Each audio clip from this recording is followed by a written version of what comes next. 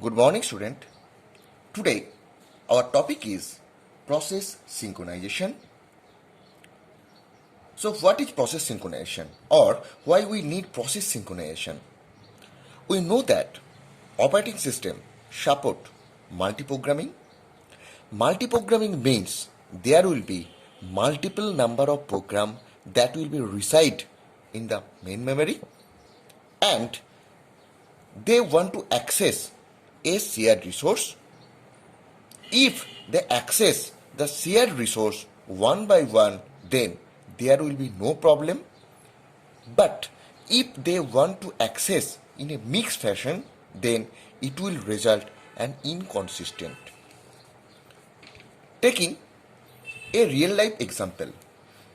The example is, suppose the example is printer.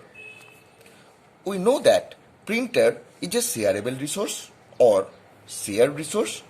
Suppose in a process there are, or in a system there are three processes, P1, P2 and P3. They can use this resource but they cannot access at the same time. So we must enforce a systematic fashion by which these processes can use the printer one by one. So the shared resource printer must be in a non-shareable fashion. Let's take another example of train. We know that the train is a shared resource. Every citizen has equal right to board in train, but everybody cannot use the train at the same time.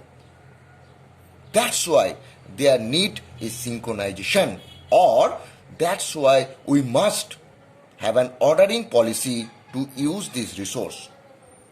Now let us conclude why process synchronization is needed in the system. So multi processes are in the system to support multi-programming.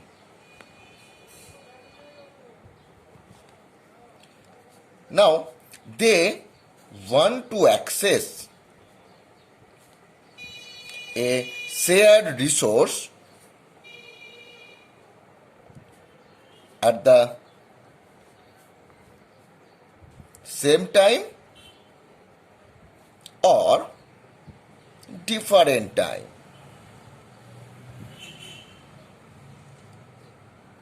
Now, if they can access by one, then there will be no problem. But if they want to access in a mixed fashion, then it will result inconsistent. Now take an example. Suppose this is a code.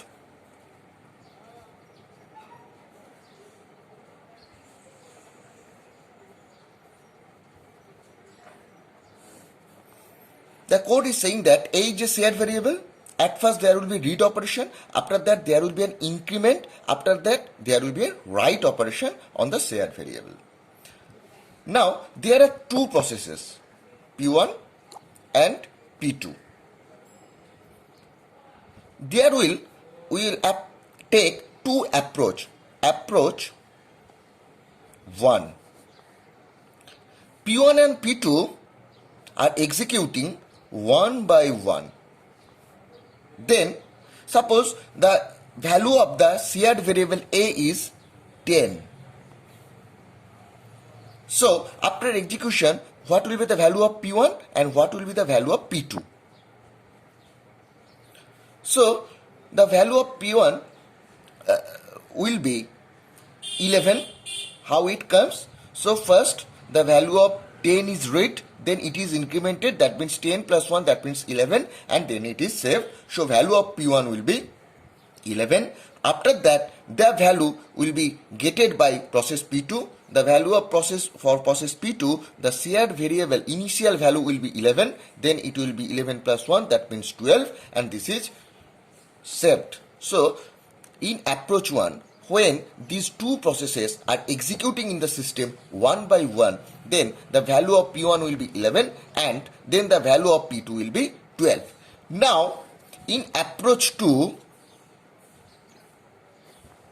they will be executing in mixed fashion.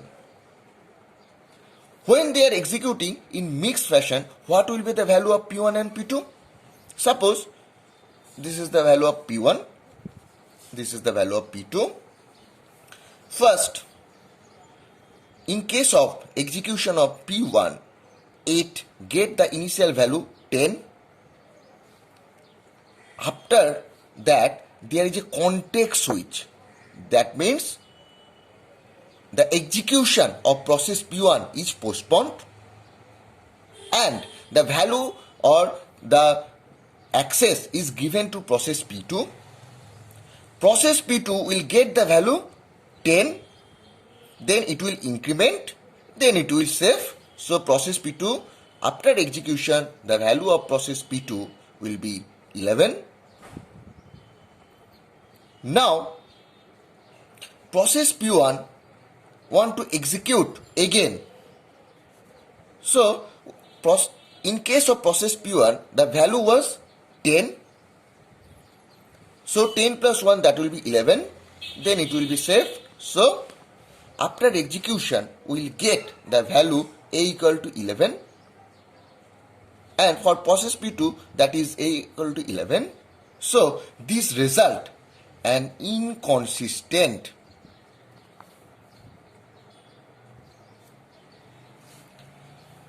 when process P1 and P2 executing one by one, then there is no inconsistent result. But when they are executing in a mixed fashion, then there is a inconsistent result. From this, we can conclude that what is race condition, or this inconsistent result may be occurred when there is a race condition. So what is race condition? When two or more process competing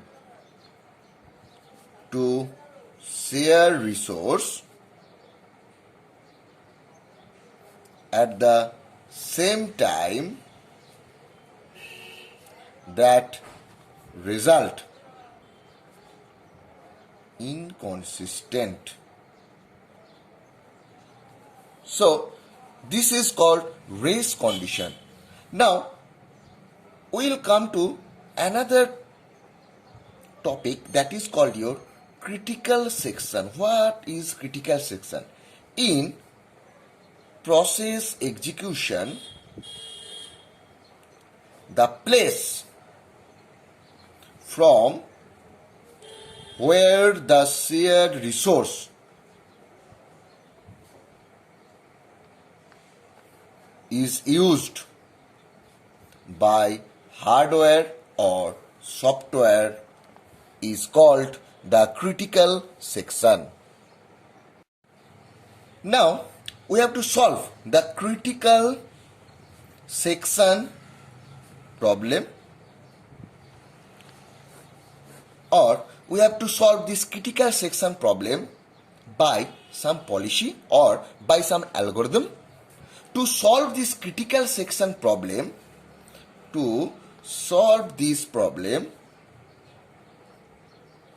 any solution must meet three criteria. Number 1, mutual exclusion. That means critical section must be executed in a mutual exclusion manner. That means only one process can use the critical section at a time.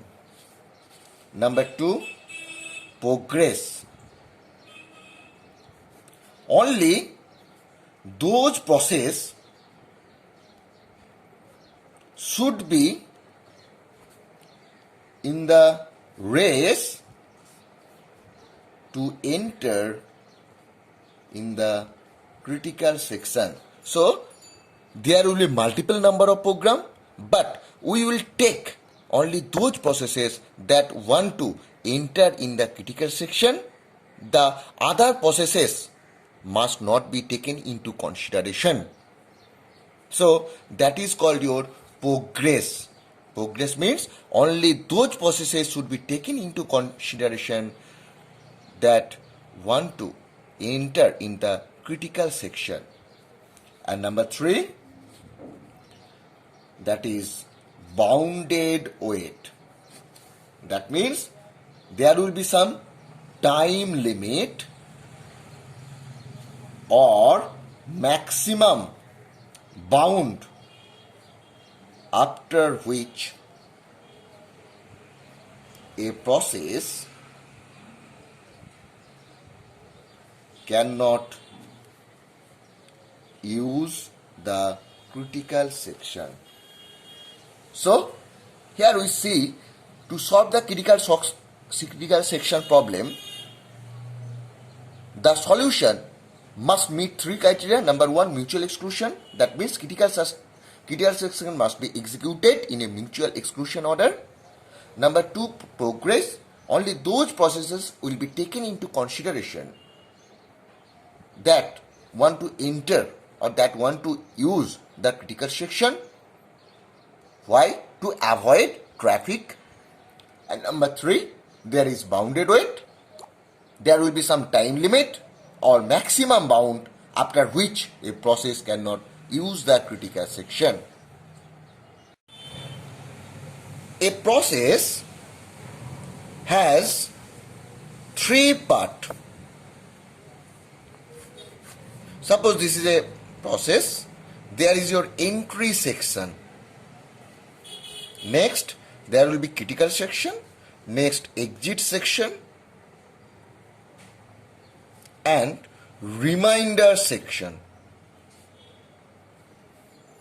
This entry section check mutual exclusion. This exit section, when one process exit, make room for another process, and this reminder section states that where process executes its private resource.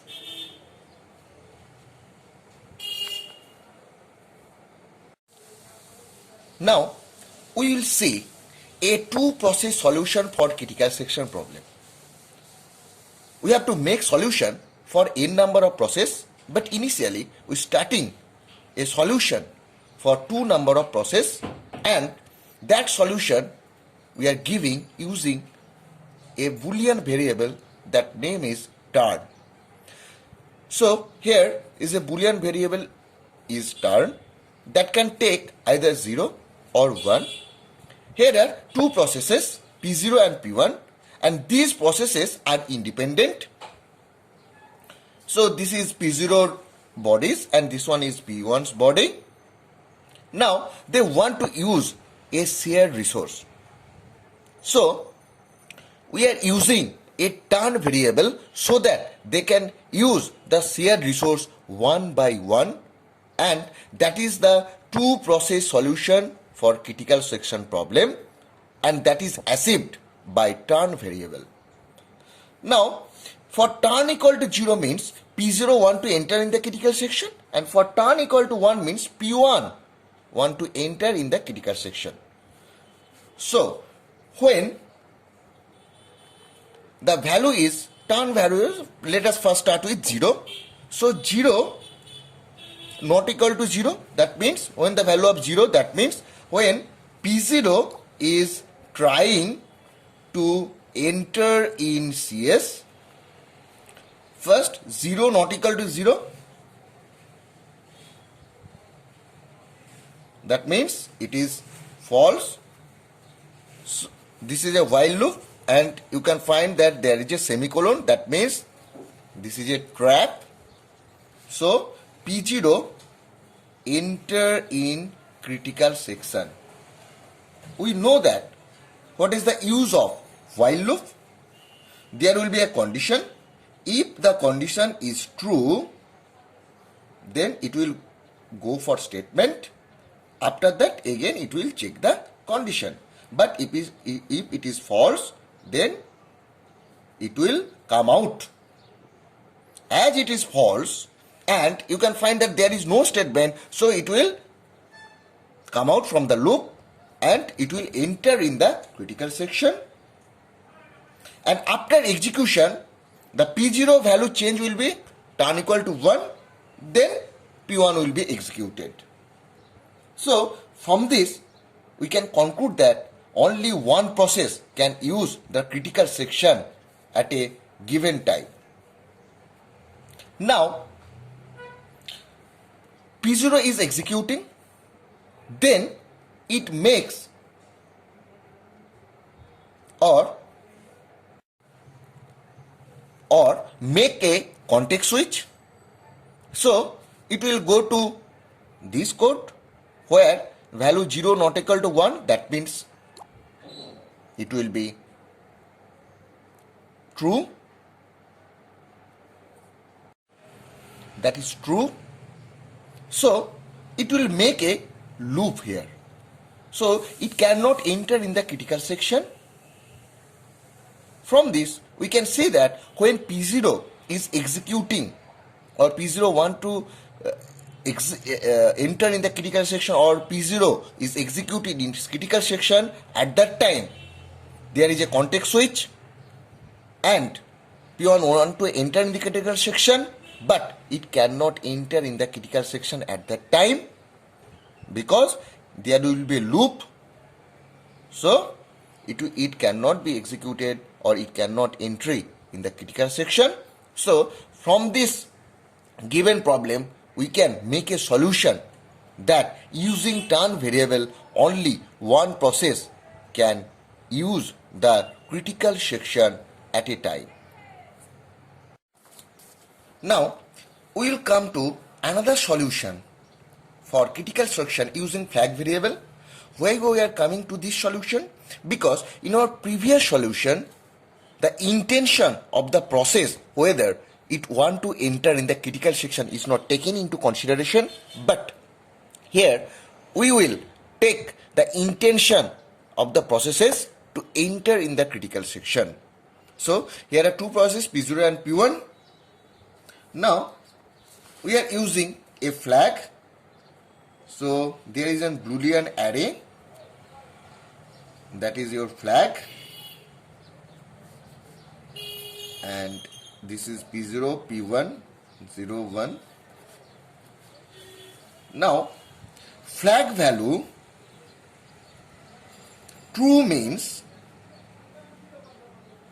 it is interested to enter in the critical section. First of all, here flag value, flag 0 equal to true, that means P0 is interested, so flag 0 equal to true, that means flag of process P0 equal to true.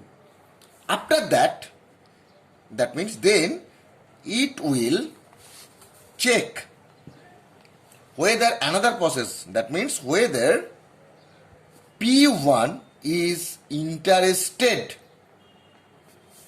or not. Now the value of P1 equal to 0. So flag 1 equal to 0. That means false. We are checking this condition. So value of P1 equal to 0. So flag 1 equal to 0. That means false. So P0 enter in critical section. Now P1 executing its critical section. After that, there is a context switch. At that case, P1 will be true and check whether how it is true, because the flag 1 equal to true, and check whether P0 wants to enter in critical section and found, what is found? Flag 0 equal to true. So when P1 is want to enter in the critical section, at the time of executing of process P0, it will found, or it will check whether P0 want to enter in the critical section, and it found that it is true. When it is true, that means P1 will stuck and causing P0 to execute in critical section. As you know, in while loop, when the condition becomes true, then when it is true, because there is a semicolon, and when it becomes true, then it will continue to statement execution, but as there is no body, it will make a loop, and when it becomes false, then it will exit from the loop. That is the solution we have made using flag variable.